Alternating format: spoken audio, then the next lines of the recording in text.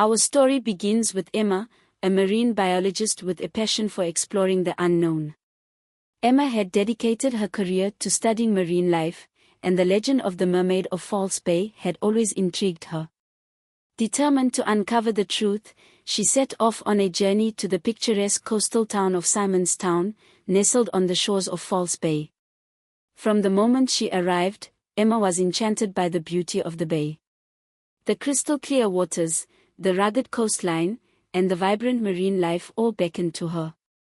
She set up her research station near Boulders Beach, where she hoped to gather data and, perhaps, catch a glimpse of the elusive mermaid.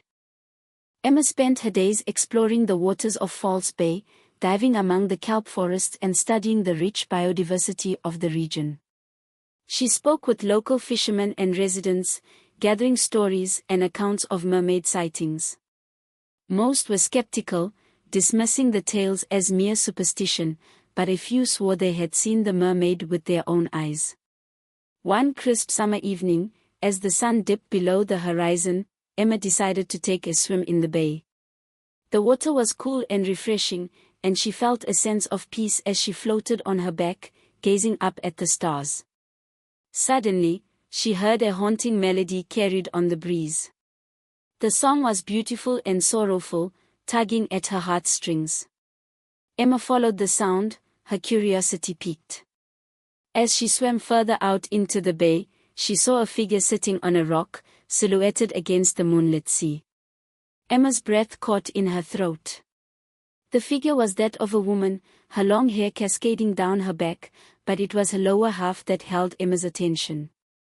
Instead of legs, the woman had a shimmering tail that glistened in the moonlight. Emma's heart pounded with excitement and fear. She had found the mermaid. But as she took a step closer, the woman turned to look at her, and Emma felt a chill run down her spine.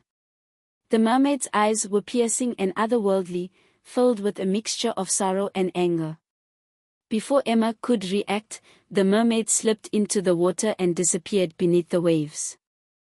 Determined to uncover the truth behind her encounter, Emma returned to her research station and began to document her findings. She spoke with more locals, delved into old newspapers and journals, and scoured the library for any mention of the mysterious creature. One name kept cropping up in her research: Captain Edward Sinclair, a sailor who had lived in Simonstown many years before. According to the stories, Captain Sinclair had encountered the mermaid during one of his voyages and had become obsessed with her. Some claimed he had fallen in love with the creature, while others whispered that he had angered her and brought a curse upon himself and his crew. Intrigued, Emma sought out the descendants of Captain Sinclair, hoping to learn more about his encounter with the mermaid. She eventually found an elderly woman named Margaret Sinclair, who was more than willing to share her family's story. "My great-grandfather was a sailor, just like his father before him," Margaret explained. "He spent his life at sea, and he loved it more than anything. But one night, something happened that changed him forever. He returned from a voyage, claiming to have seen a mermaid. He said she was the most beautiful creature he had ever laid eyes on, but there was something about her that filled him with dread." Emma listened intently as Margaret recounted the tale. "After that night, my great-grandfather was never the same. He became obsessed with finding the mermaid again, spending all his time and money on expeditions. He believed that she held the key to some great secret, but no one ever believed him. Eventually, he disappeared, and no one knows what became of him." As Emma delved deeper into the legend, she uncovered more accounts of encounters with the mermaid, each with its own unique twist. Some spoke of sailors who had been lured to their deaths by the mermaid's song, while others claimed that those who saw her were cursed with bad luck and misfortune. One particularly chilling story involved a fisherman named Jacob van der Merwe.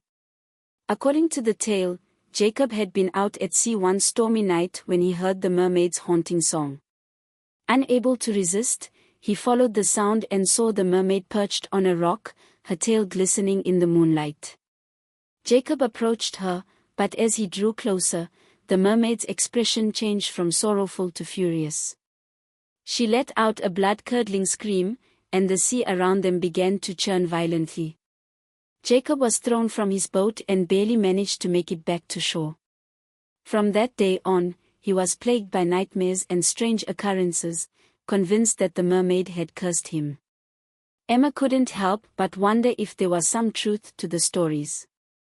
Were the encounters with the mermaid simply the product of overactive imaginations, or was there something more sinister at play?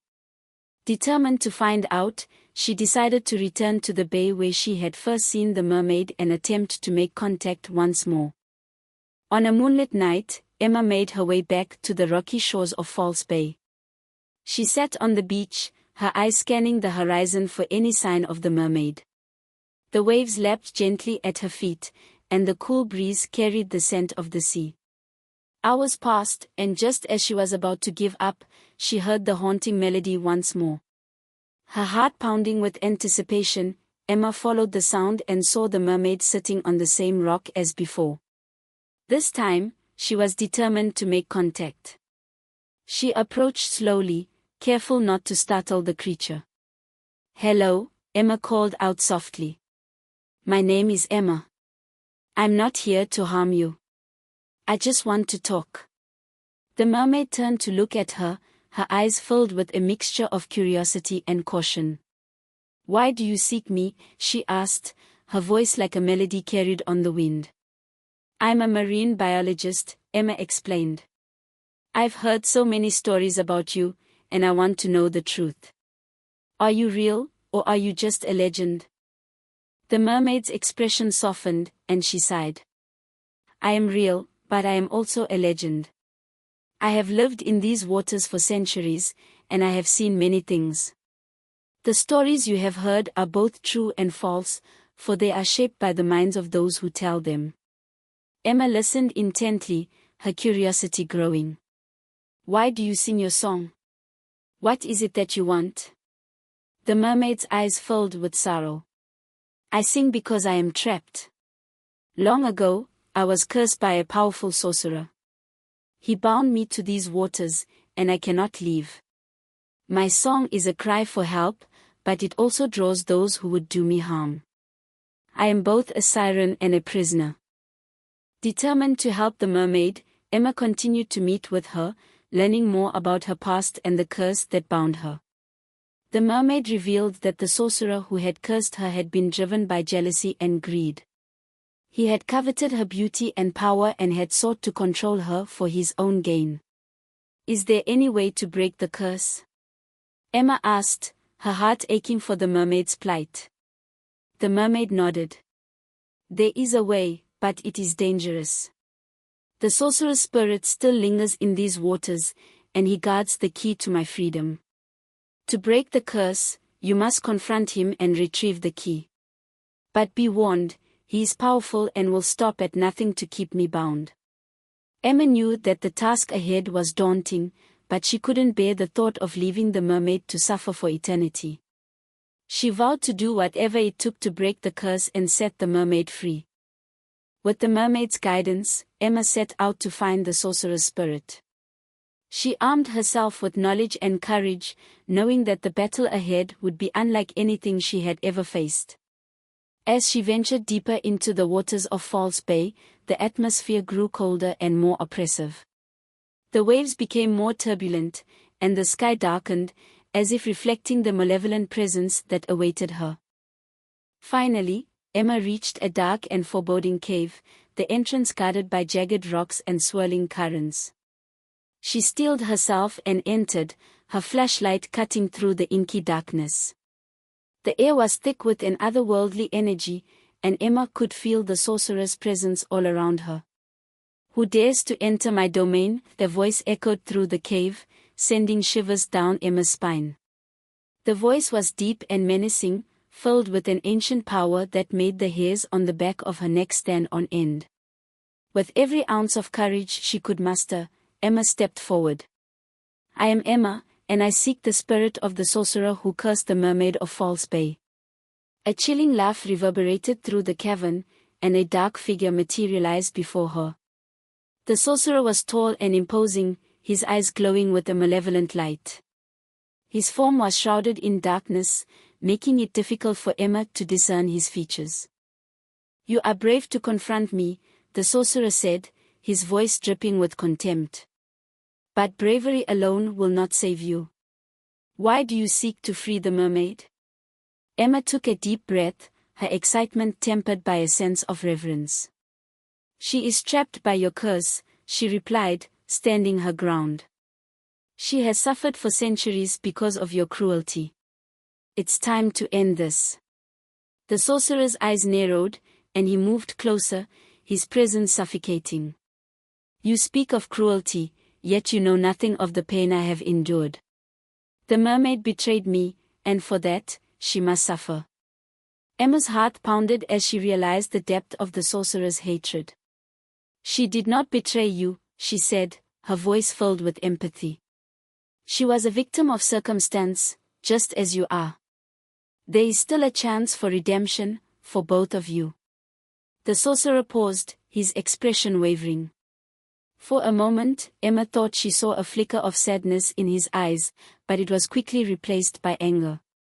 "Redemption is a foolish notion," he spat. "You cannot undo what has been done."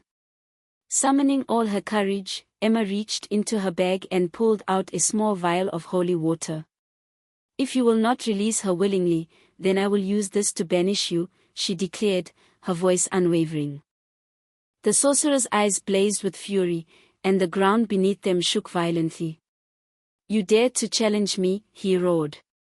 "You will regret this." Emma uncorked the vial and flung the holy water at the sorcerer. The liquid sizzled and hissed as it made contact with his form, and he let out a deafening scream. The cavern filled with a blinding light, and Emma shielded her eyes from the brilliance. When the light faded, the sorcerer was gone. The oppressive atmosphere lifted, and the cave was silent once more. Emma let out a sigh of relief, her heart still pounding from the confrontation. With the sorcerer's spirit banished, Emma knew that the mermaid's curse was finally broken. She made her way back to the shores of False Bay, her steps light with the knowledge that she had succeeded in her mission. As she reached the beach, the first rays of dawn began to break over the horizon. The sea was calm and serene, and the air was filled with a sense of peace. Emma stood at the water's edge, her eyes scanning the horizon for any sign of the mermaid. Moments later, the water parted, and the mermaid emerged, her tail glistening in the early morning light. Her expression was one of pure joy and gratitude as she swam toward Emma. "You did it," the mermaid said, her voice filled with emotion. "You broke the curse. I am free." Emma smiled, her heart swelling with pride and relief. "It wasn't easy, but I knew I had to help you." The mermaid's eyes sparkled with gratitude. "I cannot thank you enough for what you have done. You have given me my freedom and restored my hope." As the sun rose higher in the sky, the mermaid turned to face the open sea. "I can finally return to my home," she said, her voice filled with wonder. "I will never forget you, Emma." With a final smile, the mermaid dove beneath the waves and disappeared into the depths of the ocean. Emma watched her go, feeling a profound sense of fulfillment. With the mermaid's curse broken and the mystery of False Bay unveiled, Emma returned to her research with renewed vigor. She documented every detail of her incredible journey, compiling her findings into a comprehensive report. She knew that sharing this story with the world could shed light on the unexplored depths of the ocean and the legends that reside there. Emma's report gained widespread attention, capturing the imaginations of both the scientific community and the general public. Her detailed accounts of the mermaid, the sorcerer, and the history of False Bay inspired a new wave of interest in marine biology and folklore. Emma was invited to speak at conferences, universities, and even on television, where she shared her incredible adventure and the lessons she had learned. Years passed, and Emma continued her work as a marine biologist, dedicating her career to exploring the mysteries of the ocean. She traveled to remote corners of the world, uncovering new species and documenting the rich biodiversity of the seas. However, the story of the Shimmering Mermaid of False Bay remained her most cherished and significant achievement. Emma's legacy lived on through her research, inspiring future generations of marine biologists to pursue their passion for the ocean. Her story became a beloved legend, passed down through the years and captivating the hearts of all who heard it. In her later years, Emma returned to False Bay, where it all began. As she stood on the shores of the bay, watching the waves crash against the rocks, she felt a deep sense of peace. The legend of the mermaid would live on, a testament to the power of hope, courage, and the enduring human spirit. And so, the story of the Shimmering Mermaid of False Bay continued to captivate and inspire, reminding all who heard it that even the most elusive legends can hold a kernel of truth. If you were captivated by the enchanting and thrilling tale of the Shimmering Mermaid of False Bay and want more spellbinding stories and captivating content, don't forget to like, share, and subscribe to our channel. Your support helps us continue to bring you stories that ignite your imagination and keep you on the edge of your seat. Thank you for being part of our storytelling community.